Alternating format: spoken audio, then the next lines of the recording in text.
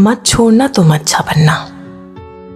कोई लाख कोशिश करे, हाँ, पर इस बार पहल खुद से करना।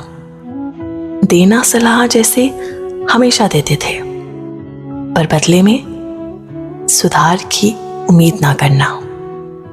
अच्छाई को दूसरों तक पहुंचाना, पर इस बार बुराई को खुद तक ना पहुंचने देना।